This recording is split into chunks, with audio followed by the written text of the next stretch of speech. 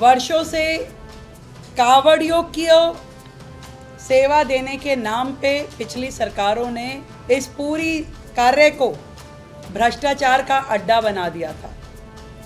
पूरी की पूरी में टेंट की सेवा देंगे, बाकी चीज़ें करके इस नाम से टेंडर किए जाते थे और मात्र 2 या 3 लोग पूरी दिल्ली के वो टेंडर उठा लेते थे और उसके बाद वो सब लेटिंग कर देते थे।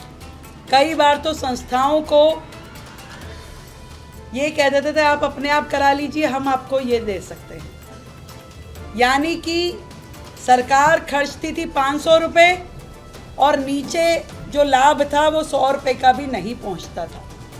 इस प्रकार की स्थितियां थी और इस पूरे आयोजन में करोड़ों रुपए खर्च किए जाते थे सरकार के द्वारा।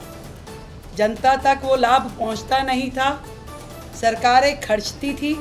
ये बहुत बड़ा प्रश्न है। अभी भी जब हमने कावड़ यात्रियों की उन समितियों को बुलाया और उनसे चर्चा करी कि आपको क्या क्या समस्याएं आती है, तो उन्होंने बताया कि आखिरी दिन तक भी टेंट लग नहीं पाते थे।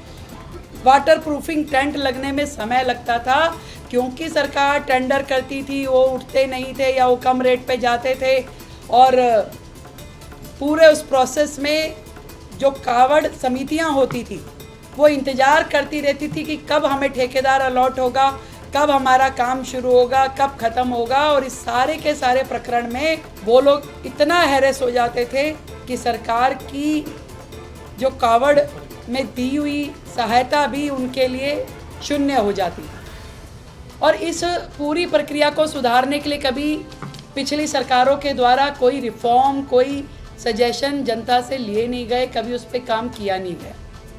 मुझे बहुत खुशी है कि उस सारे भ्रष्टाचार को ख़त्म करते हुए हम लोगों ने तय किया है कि